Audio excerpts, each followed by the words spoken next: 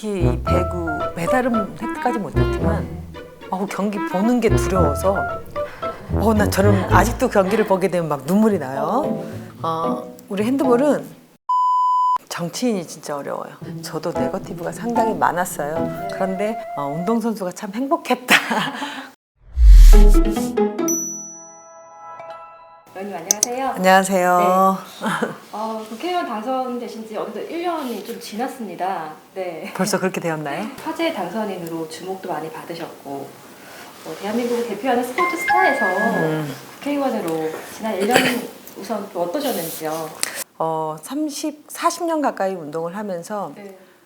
하나를 소홀히 해본 적이 없어요. 한 가지도 소홀히 해본 적이 없어요. 네. 내가 가지고 있는 100%의 에너지 그 이상을 항상 쏟으면서 훈련을 했고 경기에 출전했고 그랬던 것처럼 삶이 그래왔던 것 같아요. 네. 그런데 정치인으로 탈바꿈했을 때 아마 그 살아온 40년간의 살아온 삶을 그대로 접목시킬 수 있었던 것 같아요. 많은 사람들에게 비난과 손가락질을 받았지만 그때는 침묵을 할 수밖에 없었고 네. 열심히 부끄러움을 뒤로 하고 나중을 약속하면서 네. 미래를 약속하면서 지금은 오로지 낮은 자세로 이모경이 열심히 하겠다라는 소리만 해야 되겠구나라고 생각하고 네. 하지만 그러한 부분들을 일꾼으로서 내가 보답해 드려야 되겠다 그런 마음으로 1년간 달려왔는데 그 마음을 답변을 조금씩 드리고 있는 네. 그런 단계인 것 같아요. 말씀하신 대로 정치 입문하시기 전에 38년이나 체육인 인생이셨습니다. 국민대표 정치, 또 국가대표 체육인 교수의 삶 다르긴 하지만 어떤 게 좀 더 어려운 것 같으세요? 정치는 진짜 어려워요. 스포츠는 1등을 하면 좋겠지만 2등을 하더라도 세상이 변해서 지금은 위로를 받는 네. 세상이에요. 그런데 정치는 아무리 내가 열심히 뛰어다니고 좋은 법안을 내도 항상 양극화가 있더라고요. 그러니까 다수의 사람들의 의견을 더 많이 내가 취합해서 경청을 해서 법안을 냈는데 그거에 맞지 않게 또 네. 그 법안에 대해서 불이익을 당하는 사람이 있어요. 그렇기 때문에 이 정치는 아무리 잘해도 결과가 항상 왜 그랬냐라는 그런 답변이 오더라고요. 그래서 스포츠는 지옥 훈련은 힘들었지만 힘든 훈련 과정 속에서 항상 결과가 있었고 그리고 그 결과 후에 제가 조금 쉴 수 있는 타이밍이 있어요. 네. 근데 정치는 제가 밖에서 봤던 국회, 정치인은 완전 다르더라고요. 밖에서는 진짜 식물국회, 동물국회 이러면서 진짜 국회를 저도 그렇게 봤었어요. 그런데 막상 들어와 보니 일하는 국회법을 만들어 놓고 아침부터 저녁까지 제가 진짜 몰두하고 있더라고요. 일에만 전념하고 있더라고요. 운동선수가 참 행복했다. 근데 정치인으로서 이제 조금씩 제가 행복을 느끼는 거는 무엇이냐면 그래도 어떠한 법안이나 민원이 들어왔을 때 하나하나 주민을 위해서 해결해 주면서 그 상대가 웃고 있는 모습을 볼 때 최근에는 한 일에 책임도 질 줄 알고 또 보람도 느끼면서 조금씩 제 자신을 순환시키고 있습니다. 임 의원님께는 또 이 부분을 안 여쭤볼 수가 없는데 2020 도쿄올림픽 있었습니다. 아직 공식 일정은 끝난 게 아닙니다. 오늘 24일부터 네. 13일간 도쿄 패럴림픽 그렇죠. 남아 있는데요. 우선 지난 우리 올림픽 경기 종합 16위로 마감했는데 어떻게 보셨는지 궁금해요. 예상했던 성적보다는 네. 많이 저조했죠. 그런데 그 근대올림픽 사상 124년 만에 최초로 올림픽이 연기됐어요. 예. 그리고 선수들에게는 올림픽이 4년에 한 번씩이지만 그 4년에 한 번이 아니라 이 태극마크를 달기 위해서 내가 그 태극마크를 다는 게 목표고 그다음에 태극마크를 달게 되면 올림픽에 한 번 출전하는 게 선수들의 꿈과 희망이죠. 그런데 그러한 올림픽이 작년에 갑작스레 전대미문의 팬데믹으로 인해서 연기가 되면서 얼마나 상심이 컸겠어요. 근데 상심이 큰 거에 비해서 또 코로나19가 이 운동선수에게는 항상 그 체육관에 나가서 훈련의 그 시간과 양 땀을 흘린 만큼의 결과가 오거든요. 그런데 그래서 전지훈련도 해외를 많이 나가서 또 상대적으로 훈련도 많이 하고 해야 되는 경기도 하고 해야 되는데 그러한 시간이 없었다는 거죠. 그 긴 시간 동안 준비했던 선수들은 너무나 힘들었을 것 같아요. 맞아요. 성적은 저조했지만 이번에 무관중 안에서 치러진 그 경기를 보면서 야 또 우리 스포츠 안에서 사람이 있었구나라는 생각을 했어요. 네. 특히 이 배구 메달은 획득하지 못했지만 네. 경기 보는 게 두려워서 저는 아직도 경기를 보게 되면 막 눈물이 나요. 네. 저는 김연경 선수한테 무엇을 느꼈냐면 그 코트 안에서 보여지는 그 리더의 그 말 한마디, 행동 하나하나가 그 주위 사람들까지 다 좌지우지하는구나. 그리고 또 17살의 우리 김재덕 선수. 그 파이팅을 하는 김재덕 선수를 보면서 제 자신이 조금 침체되어 있었는데 하루 저도 시작하면서 이만경 화이팅! 갑자기 외치기 시작하더라고요. 그리고 국회 안에서도 우리 뭐 원내대표단에게도 그다음 최고위원에게도 제가 화이팅을 외치면서 응원의 이제 영상도 만들어서 맞습니다. 예. 더불어민주당 그때 화이팅 외칠 때 사회 네, 제가 주관을 해서 네. 제가 아이디어를 냈는데 그래서 도쿄에 있는 선수들에게도 그 응원의 메시지를 보내고 했는데 계속해서 이렇게 짧게 핸드볼 얘기 잠시 좀 해볼게요. 음. 배구 얘기 많이 해주셨는데 8강 진출 하지만 뭐 4강에 들지 못했다는 뭐 그 결과로 인해서 강재혁 감독이 대표팀 지휘봉을 뭐 내려놓기도 했어요. 그걸 어떻게 좀 보셨는지. 우리 핸드볼은 변화가 좀 늦었다고 생각합니다. 신구 조화를 2008년 베이징 올림픽 끝나고 2012년 런던 올림픽 때 이제 신구 조화를 이뤄서 좀 변화가 있었어요. 변화가 있었을 때 부상으로 인해서 성적이 좀 저조했었거든요.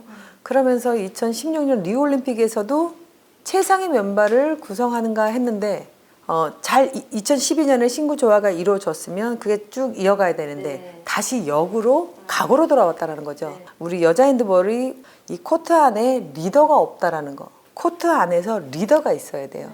그래서 그 리더가 코치와 커뮤니케이션을 하면서 그 코트 안에서 선수들에게 동기부여를 주고 좀 아쉬운 부분이 있었고 여자 핸드볼이 과거에 묻혀 있는 게 아니라 이제는 좀 변화를 줘야 된다. 네.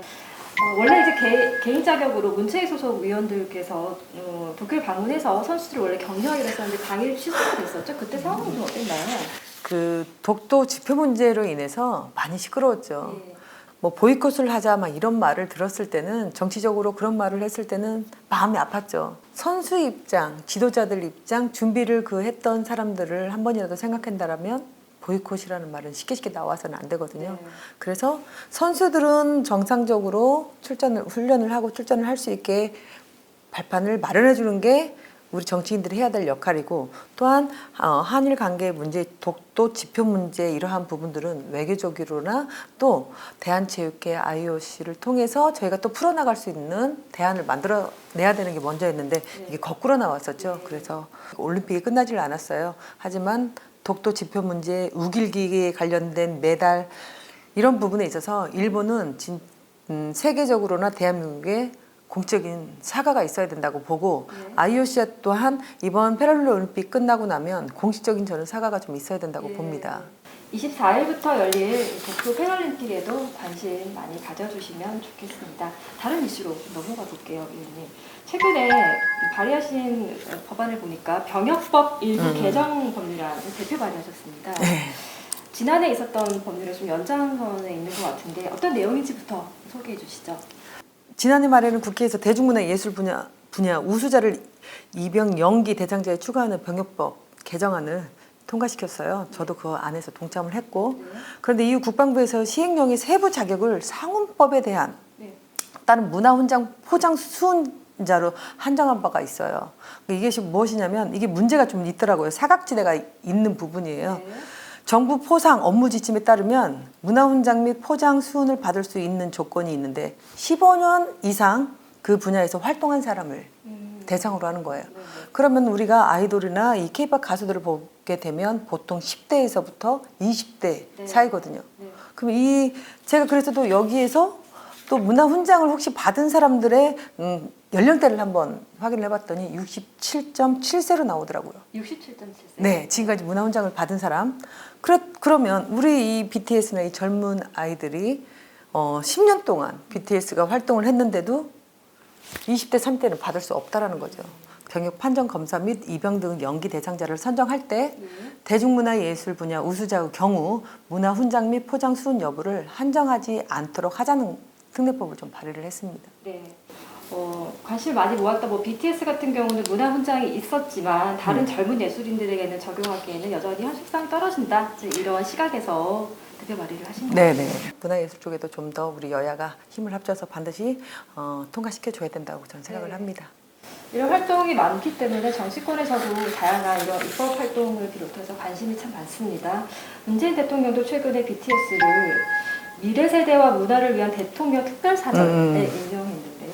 어떻게 보셨어요? 또 기대하시는 점이 있으시다면? 그러니까 이번에 이제 9월에 있을 유엔 총회 및 주요 국제 회의에 참석해 전 세계 청소년들에게 위로와 희망의 메시지를 전달하는, 그래서 음악과 가사로 세상의 희망과 치유를 전달하는 BTS 이상에 걸맞게 너무나도 자랑스러운 일이라고 저는 생각을 합니다. 예.